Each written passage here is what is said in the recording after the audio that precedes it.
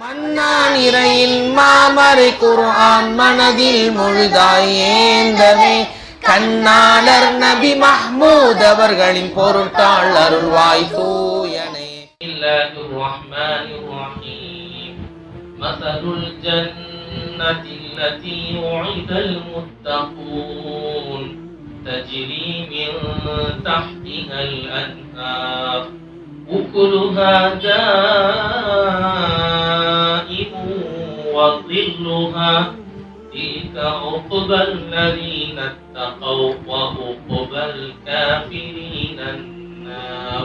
அல்லாஹ் தஆலா இந்த அருள் வசனத்திலே முத்தகீன்களுக்கு வாக்களிக்கப்பட்ட சொர்க்கத்தினுடைய தன்மையாகிறது.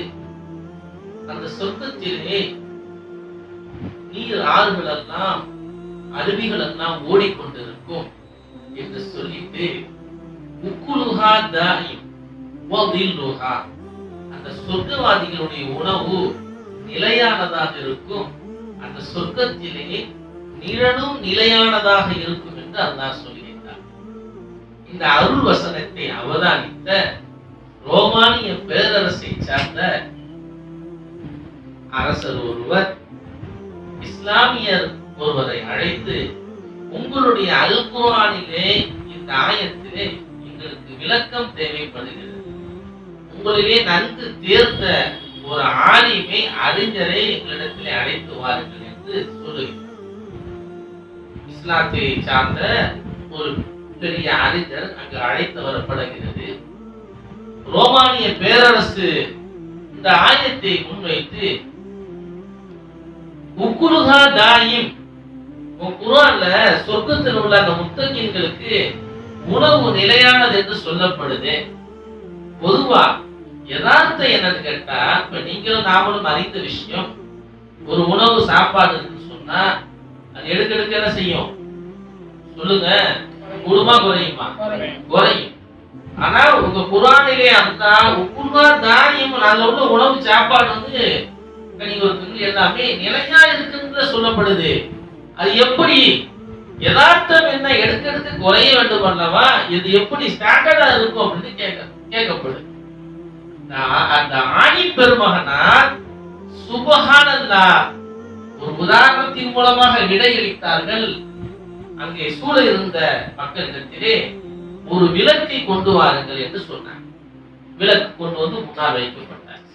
இப்ப அதை நீங்க என்ன செய்யுங்க, விளக்க நெருப்பத்தி விளக்க ஏத்துங்க அப்படின்னு ஏத்தியாச்சு.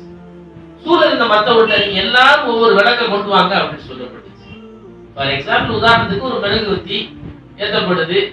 எல்லாம் அந்த மெழுகுவத்தி எரிஞ்சுக்கிறதுக்கு ஒரு 100 மெழுகுவத்தி எரிச்சால் என்ன ஆகும்? ஏதாவது குறையுமா? புரியுதுங்களா? குறையுமா? ஒரு மெழுகுவத்தி எரியுது, ஒரு விளக்கு எரியுது. நீங்க எத்தனை மெழுகுவத்தியை எரிச்சாலும் சரி, எத்தனை விளக்கு கொண்டு வந்து அது நெருப்பு நீங்க அதை வந்து எடுத்துக்கிட்டாலும் சரி, அந்த அசல் மெழுகுவத்திக்கு நெருப்பு குறையுமா? குறையாது. அப்ப என்ன சொன்னாங்க, அந்த ஆலிம் பெருந்தகை சுப்ஹானல்லாஹ் விளக்கை கொளுத்துங்கண்ணா, நீங்க எல்லாரும் ஒரு விளக்கு எடுத்துக்குவாங்கன்னு சொல்லிட்டு இந்த கொளுத்தப்பட்ட இந்த விளக்கில் இருந்து நீங்க நெருப்பை எடுத்துக்கங்க, எல்லாரும் விளக்கு எடுத்துக்க அப்படின்னாங்க. சொல்லிட்டு இப்பொழுது துவக்கமாக எரிந்த அந்த விளக்கில் இருந்து ஏதாவது குறைந்ததா என்று கேட்டாங்களாம். குறையல.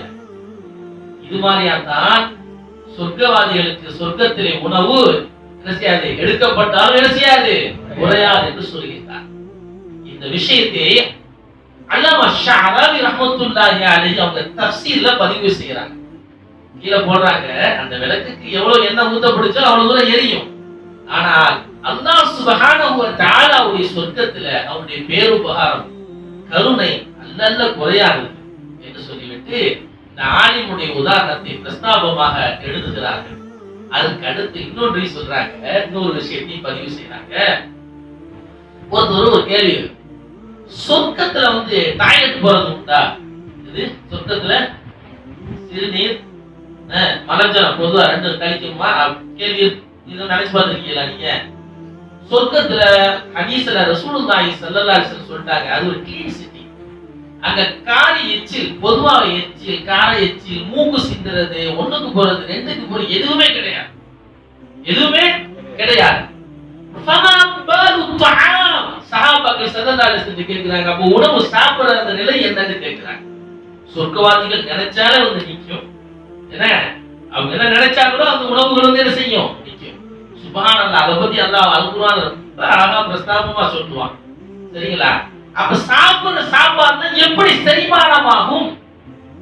அப்படியே அங்க தண்ணி குடிக்கிறாங்க, அருந்துறாங்க. அது எப்படி?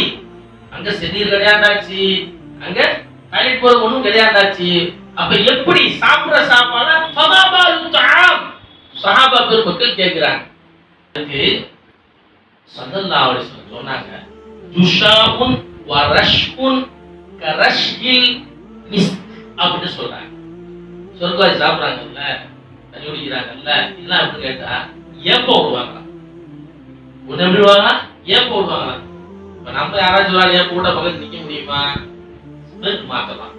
ஆனா சொர்க்கவாதிகளுடைய அந்த ஏப்பம் இருக்கு பாத்தீங்களா, நறுமணமாக கமழ்ந்து வெளியே இருக்கும். அது மாதிரியா சொர்க்கவாதிகளுக்கு வேர்வை வரும்.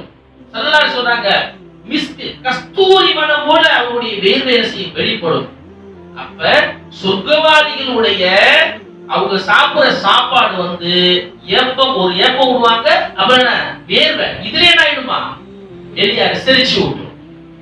சரிங்களா? இதுக்கு கீழே ஒரு ஆசான ஒரு விளக்கத்தை போறாங்க. இப்ப ஒரு ஆலிஃப் இடத்திலே கேட்கப்படுது. முன்னாடி உள்ள அந்த தகவல் உங்களுக்கா எப்படி யார்கிட்ட கேட்கப்படுச்சு?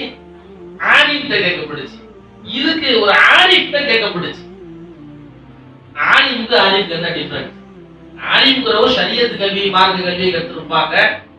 ஆலிம்ங்கிறவது உள்ளுகூடி அறிந்தவர்களாக அவருடைய ஞானத்தை பெற்றவர்கள். புரியுதுங்களா? வெளிரங்க விஷயங்கள் அறிந்தவர் ஆலிம். ஆலிம்ங்கிறவங்க உள்ளுகூடி அறிந்த ஒரு விஞ்ஞானி. புரியுதுங்களா? ஆலிம் இறைநேசன். அவங்ககிட்ட இந்த கேள்வி கேட்க பிடிச்சா, எப்படி சொர்க்கவாதிங்க சாப்பிடுறாங்களே, வளஞ்சல கழிக்காம இருக்காங்க, எப்படி கேட்க? அப்ப லாஜிக்கா ஒரு பதில் சொன்னாங்களா, தாயின் கருவறையிலே இருக்கக்கூடிய குழந்தை எத்தனை மாசம் வளருது? 9 மாசம் வளருது. 9 மாசத்திலே சுப்ஹானல்லாஹ் சன்னமாக ஒவ்வொரு ஸ்டெப் பை ஸ்டெப்பா அப்படி நீராக இருந்து அப்படியே வளர்ந்து வரும் பொழுது உயிரூட்டப்படுகிறது, உயிர் கொடுக்கப்படுகிறது அல்லவா? அதற்கு பிறகு அதற்கு எப்படி உணவு ஆகாரம் இந்த குழந்தைக்கு நினைச்சு பார்த்தீங்கன்னா, நினைச்சு பார்க்கணும். தாயின் கருவறையில் நாம் இருக்கின்ற பொழுது நமக்கு எப்படி சுப்ஹானல்லாஹ் ஒரு இருட்டறையில் கிடந்தோம், அல்லாஹ் தஆலா எப்படி நமக்கு காட்டை உறவித்தான். அதுதான் அது ஒரு பந்தமாக அல்லாஹ் தொப்புள் கொடி, நஞ்சு கொடி எல்லாம் சொல்றாங்க இல்லையா, அந்த இது மூலமாக காற்று உள்ளே போகிறது, தாயிடத்திலிருந்து உணவு எல்லாம் ஆகாரம் செய்து குழந்தைக்கு போகிறது.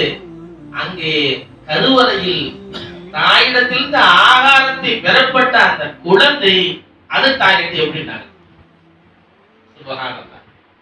எப்படி அப்படி சொன்னாங்க. அந்த மாதிரியா ஒரு ஆலிம் ஒரு ஆலிம் எப்படியெல்லாம் குர்ஆனுக்கு புரியும்படி விளக்கம் படித்திருக்கிறார்கள். சுப்ஹானல்லாஹ்.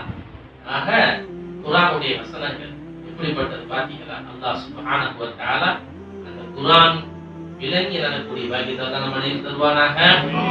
எந்த கண்களும் கண்டிராத நபி ஸல்லல்லாஹு அலைஹி சொல்வாங்க, சொர்க்கத்தை பற்றி வர்ணித்து சொல்லும் பொழுது இப்படித்தான் இருக்கும் என்று எந்த கண்களும் கண்டிராத, இப்படித்தான் இருக்கும் என்று எந்த காதுகளும் கேட்டிடாத, இந்த மனித உள்ளங்களும் இப்படித்தான் இருக்கும் என்று கற்பனை கூட செய்திருக்க முடியாத சொர்க்கம் அல்லாஹ் தஆலா வச்சிருக்கிறான். அந்த சொர்க்கத்துக்கு உரியவர்களாக நம் அனைவரையும் அல்லாஹ் ஆக்கி அருள் பாலிப்பானாக.